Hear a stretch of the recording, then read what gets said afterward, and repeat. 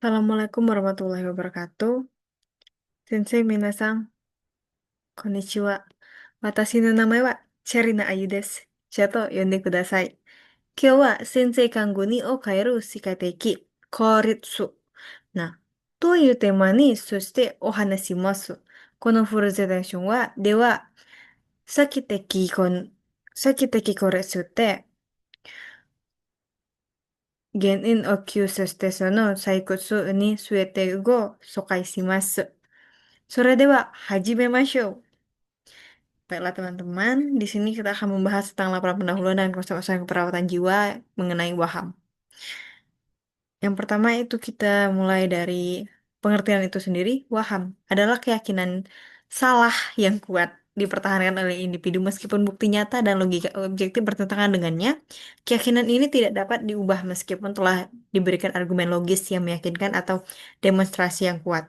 Menurut Galway Stewart pada tahun 2000, waham merupakan keyakinan yang dipegang teguh oleh seseorang, tidak sesuai dengan kenyataan dan tidak dapat dikoreksi meskipun telah diberikan bukti-bukti yang berlawanan. Contoh klasik, Waham meliputi klien yang yakin dirinya memiliki kekuatan supranatural atau dikuntit oleh sosok yang terlihat yang sebenarnya tidak ada. Waham seringkali menjadi gejala dominan pada gangguan jiwa berat seperti skizofrenia, khususnya tipe paranoid, di mana pasien mengalami distorsi realitas yang signifikan. Nah, untuk jenis-jenis waham yang umum ini bermanifestasi dalam bentuk masing-masing, dalam berbagai bentuk, masing-masing dengan karakteristik unik yang mempengaruhi persepsi dan perilaku individu. Waham kebesaran. Individu yang meyakini dirinya memiliki kekuatan, kekayaan, bakat, atau status yang luar biasa dan jauh melampaui kenyataan. Mereka mungkin percaya diri sebagai tokoh penting, pahlawan, super, atau bahkan dewa. Yang kedua itu ada waham religius, keyakinan yang sangat kuat dan tidak rasional terkait agama atau spiritualitas. Individu mungkin merasa bahwa dirinya itu sebagai utusan Tuhan, menerima pesan ilahi atau memiliki tugas keagamaan khusus yang tidak sesuai dengan ajaran yang umum.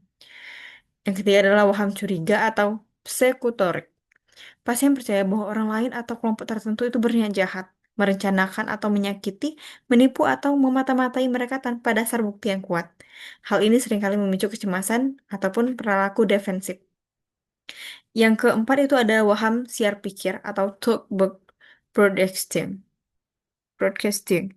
Keyakinan bahwa pikiran-pikiran pribadi dapat diketahui atau disiarkan kepada orang lain, seringkali tanpa dikendalikan oleh individu. Mereka merasa orang lain bisa membaca atau mendengar isi pikirannya secara langsung. Penyebab waham itu sendiri yang pertama itu mm, munculnya merupakan hasil dari interaksi kompleks dari berbagai faktor yang saling terkait mencakup dimensi biologis, psikologis, dan sosial. Psikologisnya itu ada lesi atau kerusakan pada area otak tertentu, terutama pada lobus frontal, temporal, dan sistem limbik. Dapat mempengaruhi fungsi kognitif dan persepsi. Untuk psikologisnya sendiri itu adalah gangguan konsep diri yang parah di mana individu memiliki pandangan tentang identitas dan nilai kepercayaannya itu sendiri. Nilai harga diri rendah kronis dapat memicu mekanisme pertahanan yang mengarah ke maladaptif, termasuk pembentukan waham ini sendiri. Adapun gejala dan dampak dari waham ini tersebut, waham tidak hanya mempengaruhi pemikiran, tetapi juga bermanifestasi melalui perilaku dan juga emosi. Nah, pada individu dan juga kelompok tersebut. Komunikasinya, Kak. Yang pertama itu komunikasi menjadi kacau. Individu dengan waham seringkali kesulitan dalam menyampaikan pikiran secara koheren atau pembicaraan mereka mungkin melompat-lompat, tidak logis atau dipenuhi dengan detail yang tidak relevan menyulitkan orang lain untuk memahaminya. Ekspresi wajah tegang.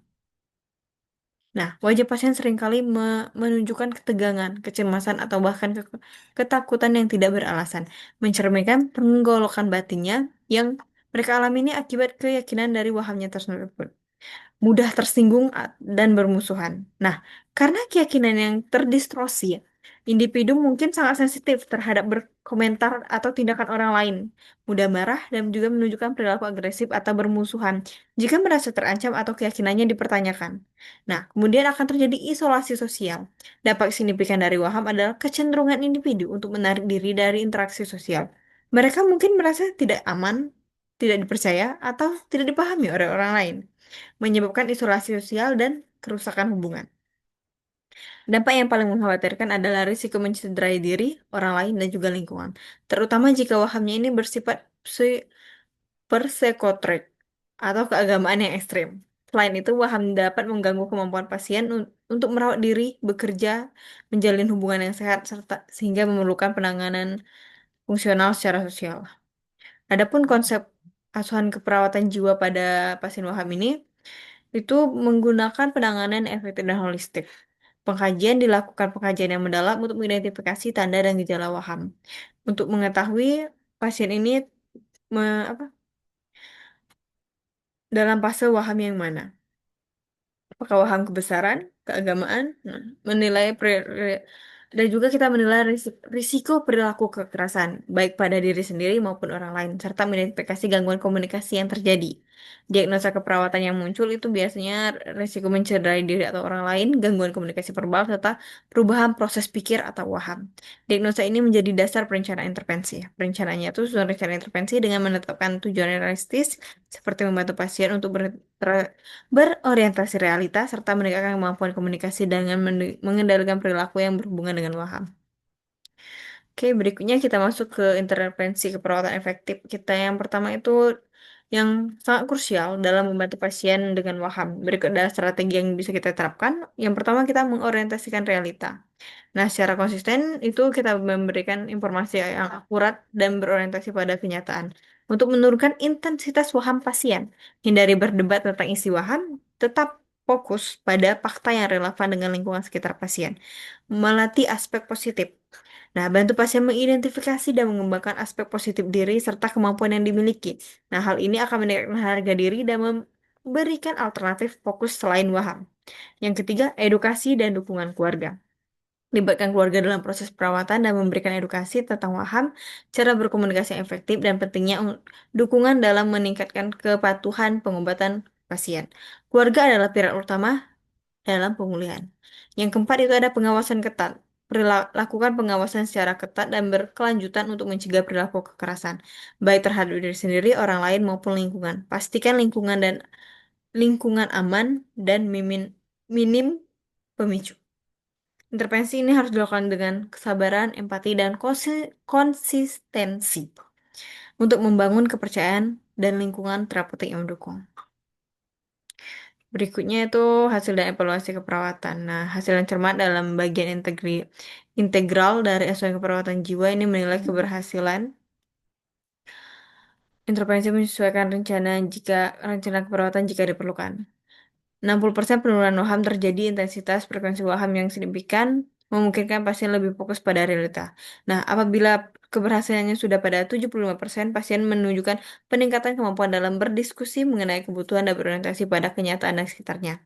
Nah, untuk di 80% itu adalah perbaikan komunikasi. Kemampuan komunikasi verbal dan nonverbal pasien membaik serta peningkatan keperawatan diri harian.